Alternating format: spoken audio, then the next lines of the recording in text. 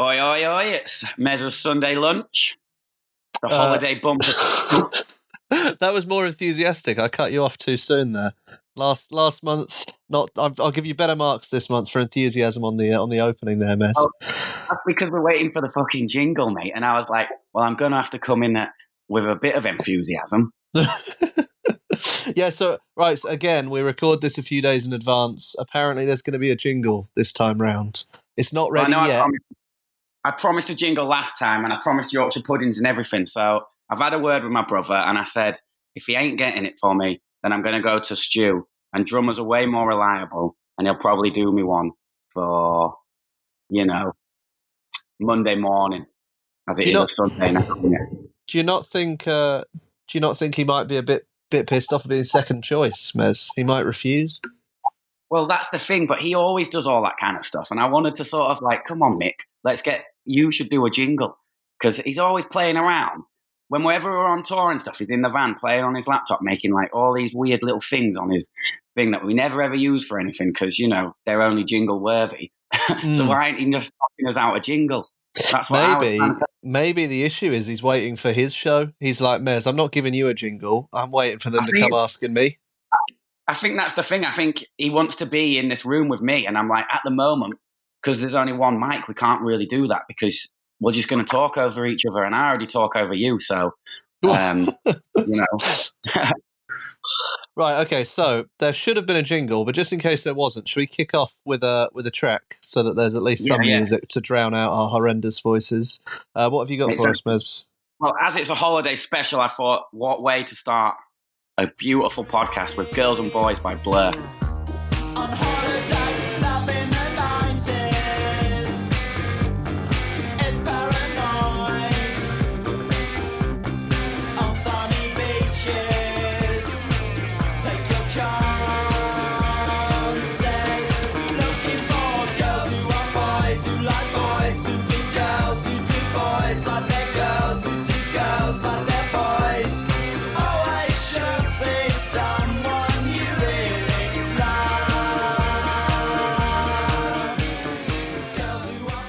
There it is, kicking us off in the holiday mood. So yeah, we're going to be chatting about summer holidays this time round, seeing as it is August, and you are now allowed to move around the country again, and even go abroad, I think. Although that sounds ridiculous to me, but apparently that's allowed. Well, you're allowed to move around in certain areas, aren't you? I think I was actually in the Lake District for 4 days last week, which was amazing. But whilst we were there, it obviously. We found out that the Northwest was beginning to lock down again in sort of Manchester and Lancashire. So we'll just have to, won't we? You nearly fled a police cordon then, yeah? Yeah, exactly. And I don't think anyone's going abroad, really, are they? I mean, I think people are. People were in Spain and then they were like, "Oh, sorry, you shouldn't have gone there," and now they have to quarantine. I've seen a couple of tentative Instagram posts from people who've gone somewhere and they feel a bit guilty about it, but they are still there. Well, that's the thing. I had this booked for ages, this 4-day break last week for ages, right? And we were supposed to be going to the south of France, and I had to wrestle that time off because it was in the middle of festival season, and obviously we were supposed to be knee-deep in festivals. But I wrestled the time off and was going to take my girlfriend to the south of France, and that fell through. So, I can't see it being a great idea going abroad at the moment. And I don't want to brush with death again. And I already escaped New York in March. That's true. I don't want to feel like that anymore. Also, imagine traveling all the way down to the south of France and then nowhere's fucking open anyway. I know. It's like, yeah, you can sit on a beach and, admire the beautiful sun. But you can do that in Scarborough. It's just not as, not quite as good, is it? Not quite the Riviera. No, it's not. It's not the Riviera, and I haven't really been to the Riviera. The only time I have is driving through it to get to another destination for another basement gig. So it would have been nice, but I did actually have one of the best holidays last week in the Lake District. So there you go. I escaped death. I climbed 2 mountains. I got attacked by a fox. I worried about death. It was beautiful. Really, it was romantic. Right. Lot to unpack here. Which mountains, and were they on the same day, or was this they're a couple of days apart? No, so I thought I'd tackle the biggest one in England first, which is Scafell Pike. Now, the little I read about it, it said that it was going to take 6 hours. But turns out I am not an expert map reader or hiker, and neither is my girlfriend Farah. So that hike actually took nearly 9 hours. By the time we got back to the tent, we were fucked. Absolutely drained, but felt amazing at the same time. But that's because we're tenting, and everybody knows that the best kind of holidays are in a tent. And also, I am the king of putting up tents. I think I put up tents like, you make toast. What, just stick it in for 3 minutes and then, perfect. Pops it up, doesn't it? Yeah. Pops up. Although there you go. Mine's not a pop-up tent, because pop-up tents aren't that good. But no, they suck. Right, okay, we can't. This is too many things. I need to talk about the fox, and then we'll play a song, and then we'll get into why you're incredibly wrong about what the best type of holiday is. So why did a fox attack you? Well, the funny thing is, and if we actually go back one step from the fox, so after we'd done that hike to Scafell Pike, we were chilling out on the campsite next to our tent, having a bit of food, having some beers, having some rum, and I am shit scared of ticks. And my girlfriend's like, "Oh, I've been all over the world and I've never ever experienced a tick, right?" And I'm like, "I tell you what, the Lake District have a load of ticks." And she's like, no. And anyway, so I'm there sat with all of like this citronella candles burning. I've got fly spray all over me. My socks are over my trousers. I've tucked my t-shirt in and I'm wearing a fleece all the way done up. You're tick-proof, mate. Tick-proof, right? Tick-proof. Woke up. And normally, right, ticks are supposed to get in the cracks. So, you can only imagine where those cracks are on your body. But I woke up and I literally went to the shower unit, came back, and I was just sort of like brushing myself down, touched my forearm, and there's a fucking golf ball on it. And I'm like, oh, no. That's weird. And then inside, and just wriggling at the top or the peak of the golf ball was like this bug. And I was like, Farah, what the hell is that? Because I think it's a tick. And she was like, don't be silly. Grabs my arm and she was like, oh my God, it's a tick. And then she was like, of all the people to get a fucking tick. Well, my face drained, mate. I was white. Well, they got diseases, mate. You could. That could be it for you. Death in the Lake District. This is what I'm saying. I was like, I literally said to her, I was like, am I going to die? Can you tell me if I'm going to die? What a terrible time to die of anything that isn't coronavirus as well. I know. I mean, side note there, but anyway. Side note, and I was like, I'm going to get Lyme disease. What do I do? Because you're not supposed to rip them out. Aren't you meant to burn them? No, mate, you're not supposed to burn them. I've been told that with leeches, right? You put a lighter under them, they get scared and they release. Yeah, well, not these bad boys. These are buried in you, and all. So I touched it, and I could see its legs wriggling around. Mate. So my girlfriend had to get some tweezers and grab it, and you're not supposed to burst them or like leave anything in your body, any alien sort of mouth in your body. So she pulled it out, and luckily it came fully out. But honestly, I was like, for the first absolutely horrific. This podcast is based around having a Sunday lunch, and you've just put everyone listening off of their dinner. I know, man. Well, I can't help it, but I need. I thought this country was safe. I thought that I never leave London because I'm like, look, nothing can hurt me here. And now there's fucking aliens burrowing in your arms the second you get out there. Literally.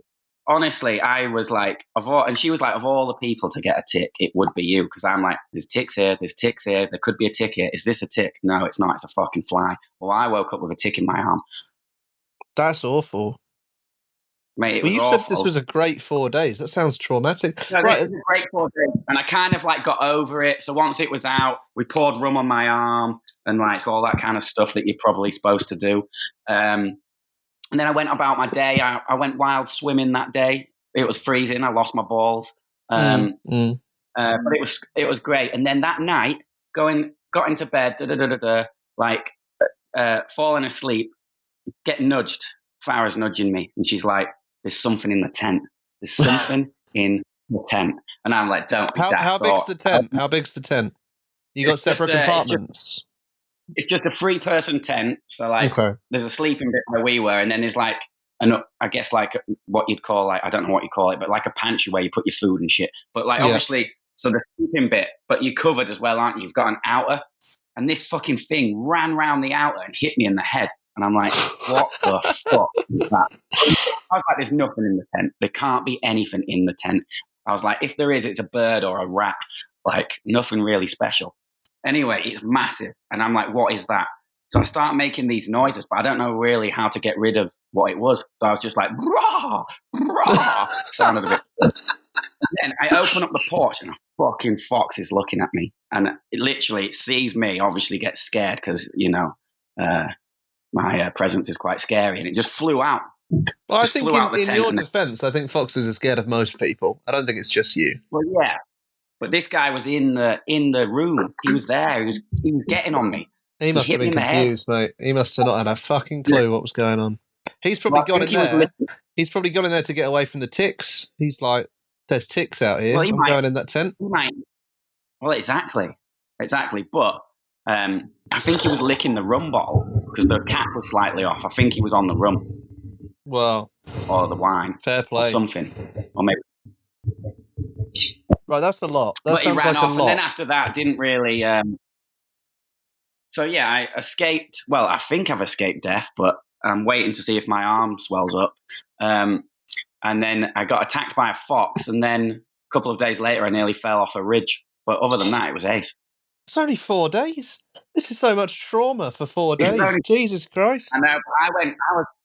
I thought, I might try and do a few extreme sports. So obviously after Scafell Pike, we chose another one, which was called High Style. And it turns out it was a ridge. And when we got on this thing it was called Red Pike, this little bit to the top of it.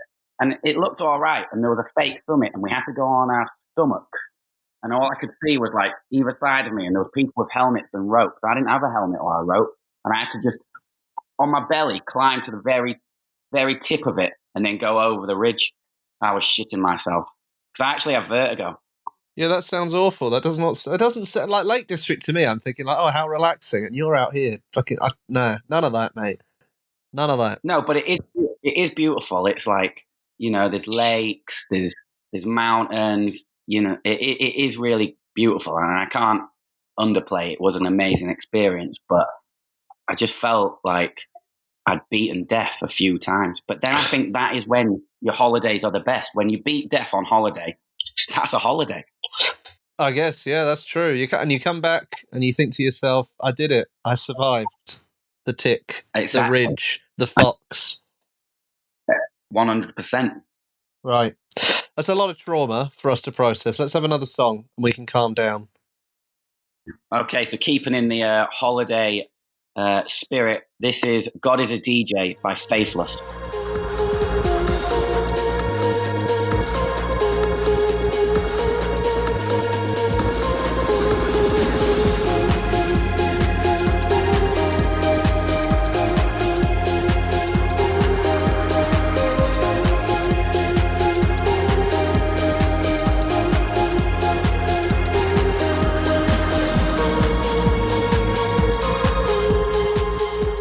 Lake District banger there for you all. Well, it isn't a Lake District banger. I mean, I should be playing chilled and sort of like almost folky, sort of cerebral music. But I thought I'd throw that in. Interestingly, though, I have never, ever, ever been on what would you call it? Sort of like a booze cruise, lads abroad, kind of like sort of like thing. And I guess or raving or whatever. I've never really done that abroad. So I thought I'd put that in there. Never been out to Zante with the lads, a few fish bowls. It's not really, but I know that's our key audience, so that's why I played it for them. Yeah, that's good. Good choice, actually. Yeah, all you lads out there, stay safe. Yeah, I guess actually now would be a good time if we were going for those people, because 2 p.m. on a Sunday, they're probably just half passed out. Need something soothing on the radio, don't they? Need us discussing ticks. Exactly. Right, why is being in a tent the best holiday? That's wrong as well. You're incorrect. But please, defend yourself. What's so great about tents? Because you're close to the earth.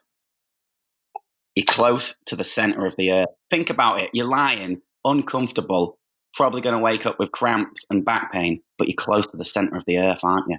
And I've never been to the center of the earth, but I guess being in a tent is the closest you'll ever get, Well, not if unless you you dig a dig a hole. hole. Yeah, there you Well, go. So you could dig a hole. surely the best holiday would be digging a hole and sleeping in that. Well, yeah, you could do, but like, at least you're sheltered by a tent. And there's something cool about like waking up and not having any oxygen. What? You're making this sound. This is all the bad things. You wake up with cramp. You wake up with cramp and no oxygen. That's why I love it. Yeah, it's great, right? Just hold your breath and lift a box wrong, and you've got the same basic scenario. Yeah, but also another good thing about camping is camp food. You get to cook stuff that is a bit more unusual, innit? It's a bit basic, innit? It's a bit like putting two twigs together and making a fire kind of. Right. What's your holiday camp food like? What's your go-to? So someone else at the campsite, right? They said, "Oh, Mez, Yeah. We've got to know each other. We climbed that mountain together. Why don't we come over to yours for a dinner party?" And you think, right, I want to impress them with my camp food. What are you cooking them? Well, I'd show them a bag of lentils because you can do anything with a lentil, can't you? So you can make like a lentil bolognese, then you chuck some penne pasta in there once it's done, or you can make a lentil dal. You can literally do a lot of different meals with one bag of lentils. So I'd be like, you've just been on a hike. How does this bag of red lentils sound to you? Red ones, yeah. There's that you go to. Well, I'd say they break down faster. Let's not get into pre-lentil territory. These red lentils break down faster. So you're cooking that on a gas hob? Gas hob. All you need: coconut milk if you're making a dal. Guess a tin of tomatoes if you're making a bolognese. A bit of herbage and a bit of spices, depending on which dish you're making. But it's essentially the same kind of thing. You just adding different flavorings to the different pots. And then another good camp thing: barbecues, innit? Disposable barbecues. Easy, tasty, feels special. Job done. It's true. What are you cooking on them? You're not cooking lentils on them, are you? No. So if you're on there, you've got some skewers going on, roast some peppers, bit of halloumi, some onions, and then, chuck on whatever you want. Obviously, I'm a veggie, so I was chucking on veggie sausages and a bit of grilled cheese and that kind of thing. And then you just sort of like have it with some posh potato salad or coleslaw. This all sounds so much more civilized than I was expecting from the man who wants to set up a stall selling cones of mushy peas to people. The man, what was your horrific sandwich? I can't even remember it. I've blocked it out of my mind because it was so wrong. What, the peanut butter and cheese sandwich? Was it the peanut butter, cheese, lettuce, and sweet chili? That was the sweet chili. The sweet chili was the issue. I'm sitting there going, "No, that sounds all right." Actually, the sweet chili was the issue, wasn't it? Yeah, I think so. Yeah, but so a barbecue is good camp food. Another good thing: wake up in the morning, have some beans. Beans on toast. You can have that, and beans on toast also, not just breakfast. I defy anyone to tell me a meal that doesn't cross all three genres of meal. Beans on toast can be breakfast. Beans on toast can be dinner. Beans on toast can be tea. So therefore, my reasoning is that must be a good camp food dish, right? I think beans on toast is probably the best, as you say, the best versatile food. Like, always have a tin of beans at home. You have a hangover, that's it. Or you wake up at the weekend as well. You want a fancy breakfast, but you don't have anything in. Tin of beans makes your breakfast feel fancy, I think. Exactly. I'm on board with the beans. Done with it. And also, you can't recreate tins of beans, can you? I know people set out to sort of like make their own baked beans, but it's the same kind of people who make their own tomato ketchup. Just get a bottle of Heinz. Right? That's true. So that you don't feel guilty in the way that if you're having like a bolognese and you buy a jar of sauce, you're like, "Oh, I should probably make this. Making this would be nicer." But with beans, no guilt. You're just like, "Well, I can't make it. It's literally impossible for me to make this." The secret recipe held only by Heinz. You could make it, and it probably tastes like soil. But whereas a tin of Heinz baked beans or Heinz tomato ketchup, you can't recreate those kind of drug-like flavors that they have. That's true. A mate of mine once said to me, "What beans are they in baked beans?" An American guy. And I just had no idea whatsoever. I was just like, baked ones. baked beans. Turns out haricot, apparently. Yeah. Not even sure what that looks like when it's not boiled up in a tomato ketchup. Exactly. The only thing we need to know is baked beans come from a tin, and that's the only way we can eat them and consume them. That's how they grow in the wild, as far as I'm aware. Exactly. Right. Someone's making that sauce, but who knows who That's true. But like in a big vat, so like the measurements would be all off, wouldn't they? If you wanted to make your own, you'd have to reduce it down, otherwise you'd end up with like 8,000 tins of the stuff. Yeah, exactly. Exactly. Right, you got another track for us, Miz? Yeah, cool. So let's get a bit funky then. Let's play Texas Drums Part 1 by Pottery.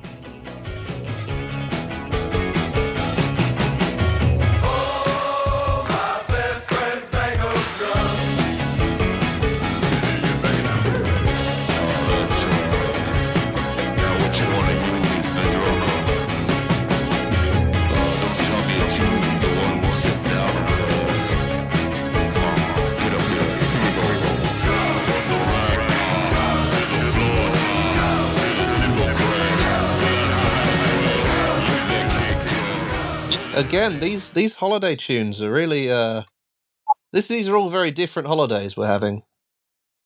Yeah, well, with the songs. It's like when you go to a restaurant and the menu's massive. I'm trying to create a menu of holiday songs. One of those laminated ones where you're looking at it like, I need to work out which 8 things they do well and which ones they've just put on there. Yeah, you know when you're looking at a menu and there's 50 options and you're like, so which one is actually good? Yeah, some of these are going to be shit. Nowhere does lasagna and steak well. Which one of these did they want to do, and which one have they had to put on? So it's almost like you're playing sort of Russian roulette with the menu, and I guess, that's what I'm doing with these tracks, just making a big menu. Some might be bad, some might be good, but it all involves that holiday spirit. Just embrace it. That's fair enough. That's fair enough, I guess. I was going to ask you, what was your first holiday, Mez? Do you remember your first ever holiday? My first holiday was probably a camping holiday. I mean, I was consumed in a tent. My mum always says I was consumed in a tent. You mean consummated, right? Or like what? Conceived in a tent. Yes, consumed is completely different. I mean, I may have been consumed in a tent, but that's a different story, and it would definitely have my mum and dad involved. But yeah, I was consummated. Is it? No, in a tent. Conceived. You were conceived in a tent. Jesus. Yeah. All right, we're getting there. One of my first holidays will have been a camping holiday. Well, in fact, I know that it was because I used to go camping with my brothers and my mum and dad every summer. School's out, let's go camping. And I guess that's why I'm so good at putting tents up. Yeah, you had a lot of practice early on. I don't think I put a tent up until my first festival, to be honest with you. I can tell you now, right? I know that I've never been abroad with my mum and dad. So until when I left home at 18 to go to uni, they then started going abroad. So I've never been abroad with them. It was like up until 18 years. I had 18 years of camping, and then they were like, "See you later. We're off abroad." That's like, so classic. My other two brothers have benefited from it, but because I was the eldest, I've never experienced that. You were obviously the expensive one. Something about you trying to get you on a plane was too much of a hassle. Too many permits to fill out to get Mez on a plane. Exactly. So the first time I went on a plane was for probably for like a gig scenario, and I was shitting it. But it turns out I'm actually all right at planes as well. And now I've been on a few, so that's all good. It's good to know. Good to know that story of growth paid off, Yeah, exactly. So are you always going to the same places camping, or was this like a tour of the UK? No, we genuinely went to the same places. Sometimes, probably for 5 years in a row, we went to Robin Hood's Bay, which is just in North Yorkshire, and then Dad would get the inkling to change that, and maybe we went to Dorset for 5 years in a row, and then after that, maybe Wales for 5 years in a row, and then I left home. Wow. Not even any switch up there. Just five solid years in Wales. Those all sound well. Not the one in North Yorkshire, but the other two. That's quite a way away from you, isn't it? I did 6 hours to Cornwall. I think that was the furthest I went in a car with my parents, and that I think they wanted to kill me by the end of that. To be honest, exactly. some of the earliest memories of going on holiday was we actually set off the night before, or so we were already asleep. So Mum would put us in the car. We were already asleep, and then we woke up and we were like buzzing because we were there, and like Dad was passed out in a tent somewhere because he'd driven for 9 hours through the night. That's a good way to do it, though. If you've got kids, that's definitely better than the kids being awake in the car, even though you have to deal with like the fatigue. Just like, having passed out, then they're not asking when you're Yeah, stopping, they're not hitting each other. yeah, exactly. And I'm actually taking my boy camping next weekend because it's his birthday. Turns 4, so I'm going to take him camping. But I'm only going about an hour and a half away, just to keep it cool.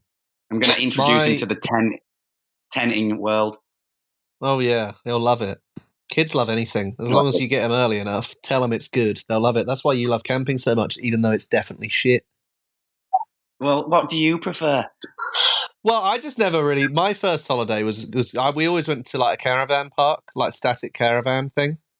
So I remember my first holiday was in a place called Littlehampton, which is it's literally like half an hour's drive to the point where we got there and there was no TV in the caravan. So my dad drove back and picked ours up and brought it over. That's a classic, innit? Well, you can't miss out on them soaps. Well, exactly, right? EastEnders is on, Jesus. But yeah, I'm there like fucking 4 years old thinking we've gone miles and miles away. And then my dad's like, I'm just going to nip home for a bit, be back in a sec. But yeah, so that was me. We always went to these static caravan sites. So like I say, I've never camped if it hasn't been for a festival. I don't think I've never camped in a civilized manner. And that's the difference in it, because obviously I've tented at thousands of festivals. Well, not thousands, but lots of festivals, and it's a lot different to then actually going on a camping holiday. I mean, anything goes when you're in at a festival, and is that really camping? Not really. It's a waterlogged tent that you're kind of floating around for about an hour, and then you wake up again. And you don't really have camp. You don't really have camp food at a festival, or I never really have. I woke up, had a piece of bread, and then got on with my day. I always had a pot noodle. That was mine. You could pay like 50p at some stall for them to fill it up. That's you done basically for the day, isn't it? Yeah, because otherwise they're fleecing you. I tell you one thing about festivals is the food at festivals is extortionate. Innit? You get free food though, don't you, mate? You're the talent, mate. They're throwing on banquets for you guys. No, I get free food. Yeah, well, so that's all right. But when I've gone as a punter, it's not so fresh. Well, once you've had it for free, like immediately it's obvious how extortionate it is when you're not. Like, I'm only ever paying. That's fine, but as soon as it's for free, the next time I pay, I'm not going to be happy about it. Yeah, exactly. That is the inevitable great thing about being in a band, or if you're there on a job, everything's free. As soon as you have to pay, I mean, fuck me, festivals these days, that's, for the price of a festival, you could go abroad for 2 weeks. That's the thing as well, yeah, with festivals, that is genuinely just the price of a ticket. Like, that's like a city break somewhere, isn't it? So maybe that's when you know you're getting old, when you look at the Reading lineup and you go, maybe I'll just do a couple of days in Barcelona instead, taking the architecture. I mean, both are good options, aren't they? But I would probably swing to let's go to Barca. Yeah, see, unless I was playing. And that's the thing, unless you're playing it, do I want to be there? But then I can't really say that because I'm encouraging people to come and see us at festivals. So let's just festivals are shit unless you're playing, but please come. No, I mean, they are banging. You do get that sense of euphoria. You do. I have missed them this year a lot more than I thought I would. Like, I always go to a few of them, and I do like them, but I've really been pining, Yeah. Well, I was supposed to be at Glasgow and stuff, and it was like you just pine for it. And then obviously there was a lot of coverage during that weekend, highlighting all of the different acts that have played previously, and it kind of made me. It really hit home that this summer's going to be so redundant without that kind of sort of magical festival experience. Yeah, it almost made it worse. I think that almost made it worse. All these festivals doing the coverage and that, and I was just like, God, now you're just reminding me. If I didn't know, I could sail through. Yeah, exactly. So I look forward to next year when hopefully everything is back to normal in terms of the festival circuit. Hopefully, right? I think so. I think we can hope for that. Right. I think we're on course. I think you know, I'm a positive kind of person. I really can't wait to get back in the field. You've already dodged Lyme disease. You'll be fine. Exactly, mate. I've wrestled with a tick and a fox and nearly killed myself on a mountain. So let's just get back to the festivals and play some music. Speaking of which, I'm going to ask you to play another track, and then I want you to describe your dream holiday to me, Mez. Which is probably going to be some camping nonsense. But what have you got for us song-wise first? All right, so song-wise, I'm going to go with a track from the new Fontaines DC album because it's due for, I think it's by Sunday, or as it is Sunday. Sorry, listeners. Hopefully, it's sitting at number one. This is a bit of a lower tempo track from that album. It's called "Oh Such a Spring." Oh, such a spring. Oh, such a spring.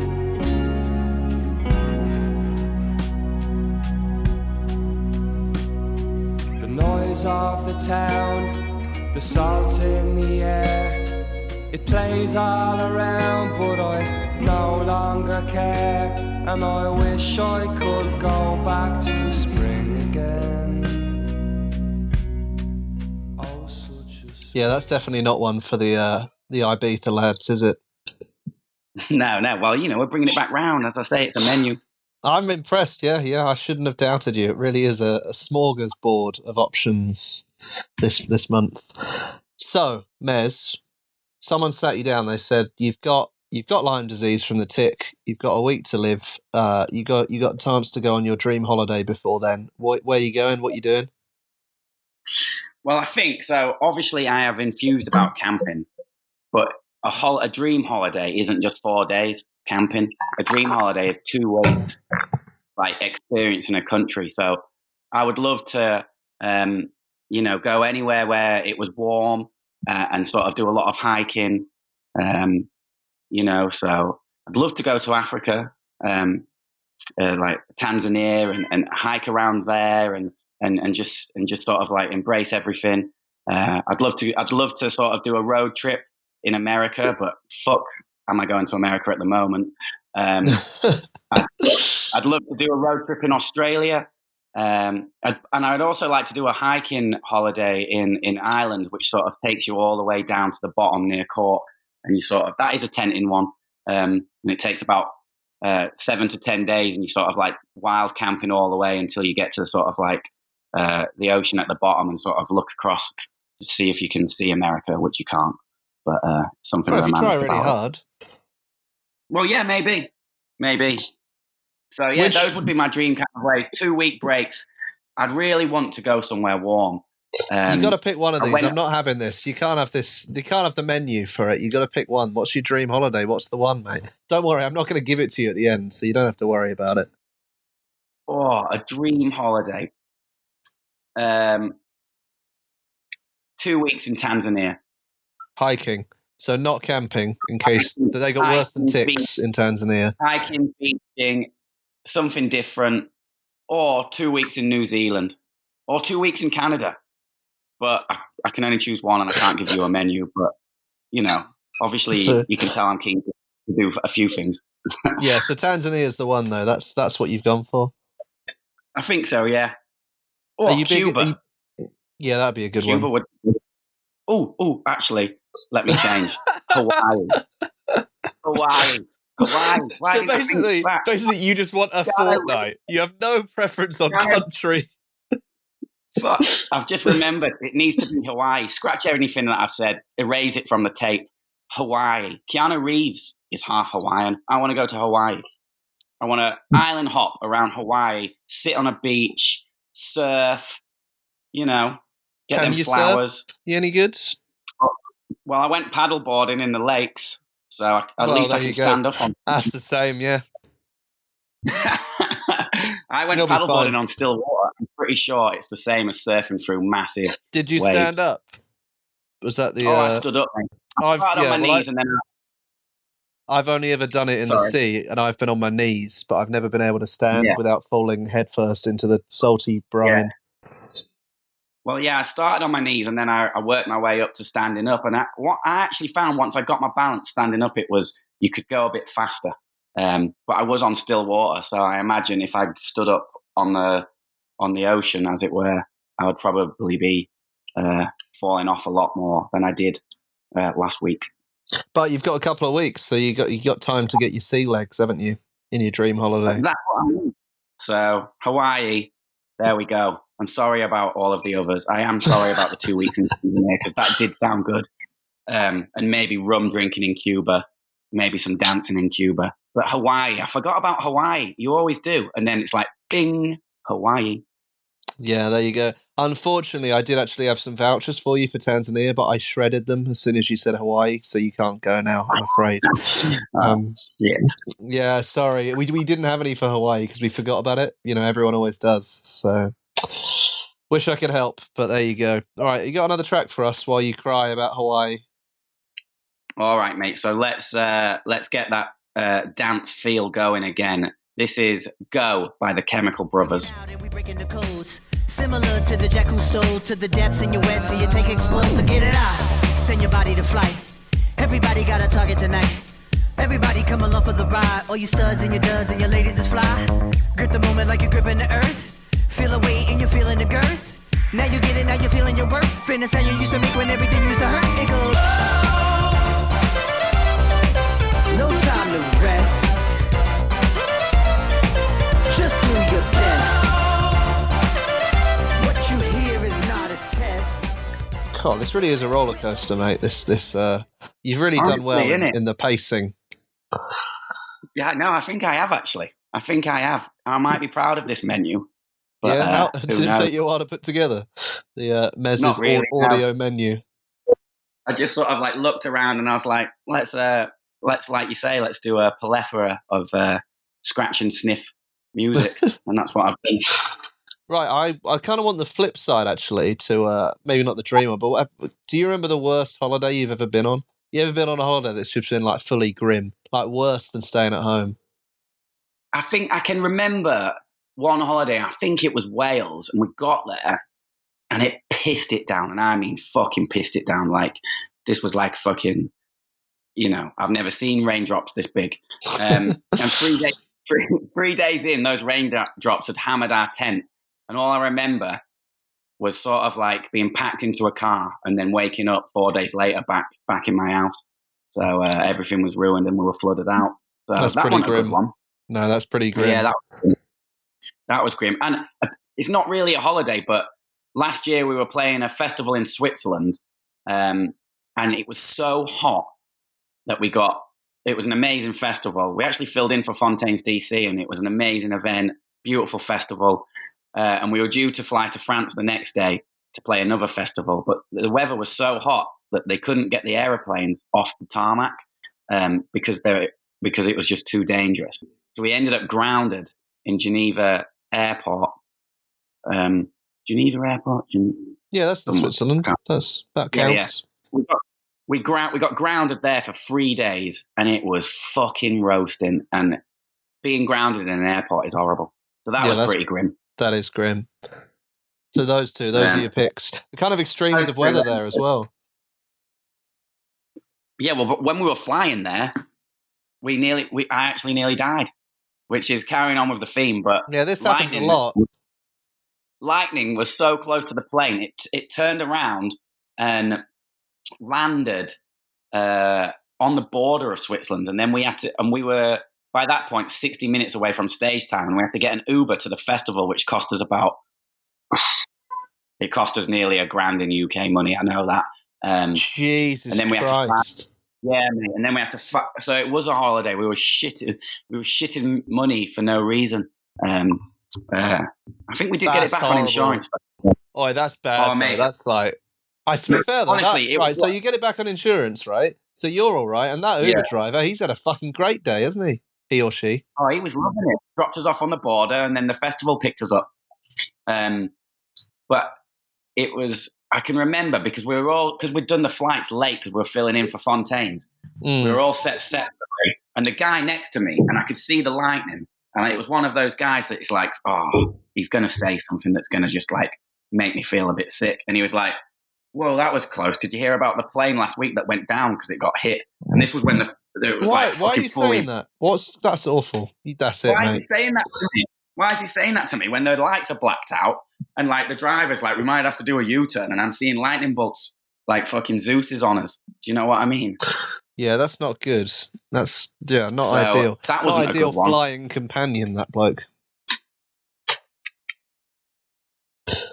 No. That's the trouble in it. You never know who you're going to sit next to. That pause as you remembered the life flashing before your eyes. No, he wasn't good. Exactly. Right, do you want to play us another track? I don't know how many you've got prepared, by the way, so let me know if you don't have any more, and we'll just sit in silence for 4 minutes instead. No. Let's go with a bit of a rare curveball. This is by the XX Teens. That's XX Teens, and it's B-54.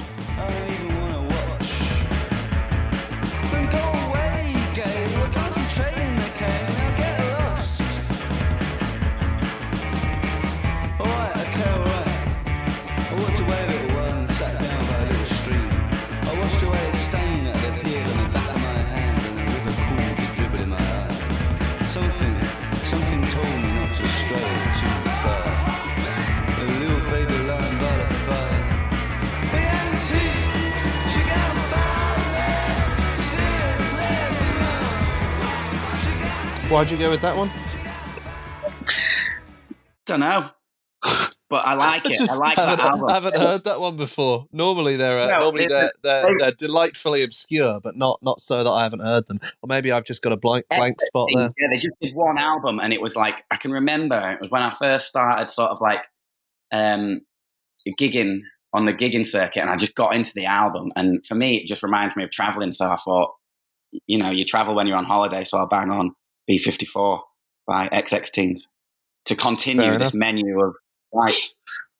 Yeah, I think it's good. I'm enjoying the grab bag. There was one final thing I wanted to talk about, which is the Moon Factory, Mez. Oh, yes. What's happening? What's going on? So obviously the live industry is in a bit of a turmoil at the moment. We've had to pull out of numerous tours and escape from America, and lost our UK headline run, lost our European headline run, which would have been over by now, and would have been, like I said earlier, knee deep in festivals. So we're trying to create something that gives that live experience back to anyone who's bought a ticket for us. And basically, we're putting on a live stream show from our studio in Hull, which we've named the Moon Factory, and it's on the 20th of August, and we're playing 3 shows: one for the UK and Europe, one for North America, and then one for Australia, Asia, and New Zealand. And it's going to be an experience, hopefully. And I literally was in the studio today, and we're dressing it up so it's going to look like. I can't say what it's going to look like, but it's going to look amazing. So yeah, we can't wait for it. So are you doing the 3 separate shows? Are you just going to be in there all day playing to the various customers? Yeah, literally in there all day. So we'll do a test run, and then the UK one is first. I think that starts at 8:30, and that will then go out at 9 o'clock here in Europe. But obviously we're playing live at the same time. And then America, I think, is a 1:30 in the morning performance for us, but it goes out about 9 at night for them. So it's a bit of a 24-hour sort of lockdown for us within our own studio. That last one's going to be a bit wonky, isn't it? I feel like you might be. Well, you never know. You never know. We'll hopefully that's the last one as well. So hopefully we'll be well oiled by then, and maybe it'll balance it out, right? So you'll have the practice in, but the sleep deprivation. So it'll probably be the same quality throughout. Exactly. So yeah, we're really looking forward to it, and we've been putting a lot of work into it. So August the 20th, the Moon Factory. All tickets can be found on our website, lifeband.co.uk. So yeah, plus can't wait. Some very enjoyable merch as well. Who designs that? It's one of the band, isn't it? Yeah, my brother designs it, but yet he can't give us a jingle. I mean, you do. Come on, mate. You do the fucking. Less tea towels, more jingles, mate. I know he can knock up a tea towel that people are loving, and yet where's our jingle? But yeah, Mick does the merch, and we've got a few merch bundles up there. And we're going to do a live Q&A as well after the show, so people who have been watching it can sort of like ask us whatever they want. Like what's the best sandwich? You've already answered that one. Well, yeah, true. So I'll have to make up some stuff. Right. With that, right, genuinely, it does look very good. I know I have to say that because you are currently here speaking to me, but it does look good. And if you're listening to this, you're already obviously tuned into Mez's absolute nonsense, so you might as well go the whole hog, I think, really. Exactly. Can you play us one final tune to see us out? Okay, so let's go. A little bit dance, a little bit groovy. This is Hungry So Angry by Medium Medium.